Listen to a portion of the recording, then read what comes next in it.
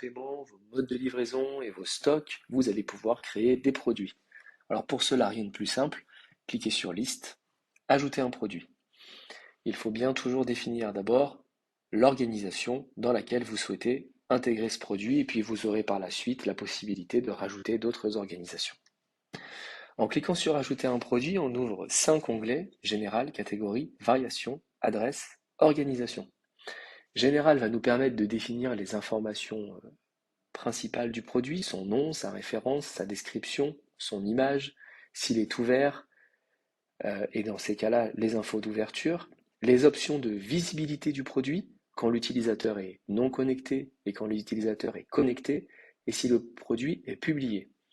À noter sur les options de visibilité que vous avez 5 possibilités. Invisible, le produit n'est pas du tout consultable.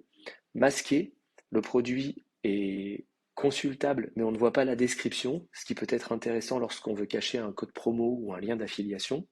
Consultable sans le prix, consultable avec le prix mais pas commandable, ou commandable. On va pouvoir définir ici avec l'onglet catégories, donc les catégories du site dans lesquelles on souhaite que ce produit apparaisse. On peut en définir plusieurs. Ensuite, on va définir les variations. Une variation, qu'est-ce que c'est? C'est un tarif, ou bien un lot, ou bien une caisse, ou bien, peu importe, un tarif enfant, un tarif adulte, un lot de 6, une paire de 2, deux paires de 2. Vous pouvez créer autant de variations que vous le souhaitez en cliquant ici sur le bouton Ajouter une variation. Pour cela, donc, il faudra définir son nom, tarif enfant, sa référence, ses informations, ses conditions d'utilisation. C'est important puisque chaque produit va avoir des conditions d'utilisation spécifiques. Ensuite, le prix TTC, c'est le prix auquel vous souhaitez le vendre. Le taux de TVA qui s'applique. Le prix public, c'est le prix catalogue du produit, le prix public non proposé sur votre plateforme, le prix auquel on le retrouverait ailleurs que chez vous. Et le prix fournisseur, le prix auquel vous l'achetez.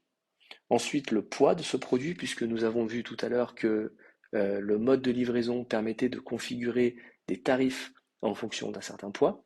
Puis le stock, où vous retrouverez ici les stocks que nous avons créés précédemment. Enfin, définissez si cette variation est publiée ou non publiée. Ensuite, rattachez les modes de livraison que vous avez créés, par exemple le Colissimo 24 heures que nous avons créé tout à l'heure, et définissez les règles. Est-ce que ce tarif est un multiple de quantité? Est-ce qu'il y a une quantité minimale ou une quantité maximale pour passer la commande? Cliquez ensuite sur Ajouter une variation. Ensuite, définissez la localisation de ce produit. Alors, vous avez vu que le système fonctionnait par géolocalisation. Donc, sur chaque fiche produit, il y a une petite carte avec un lien Google Maps qui permet d'y accéder et de géolocaliser la distance à laquelle nous sommes par rapport au produit.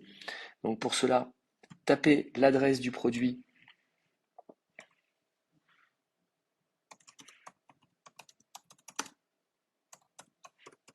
dans le champ. Si ce produit existe, si cette adresse existe, elle sera proposée. Si elle n'existe pas, il faudra la créer. Et vous pourrez ensuite y revenir. Alors là,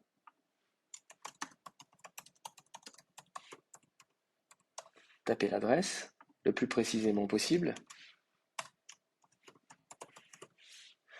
Puis ensuite, dans Coordonnées géographiques, cliquez sur le petit point d'interrogation ici, de façon à ce que le système trouve automatiquement la latitude et la longitude.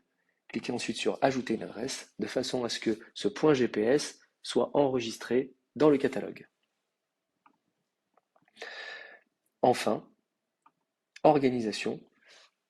C'est ici que vous allez pouvoir définir les organisations pour lesquelles ce produit sera disponible. Alors vous pouvez dédier ce produit pour une ou plusieurs organisations.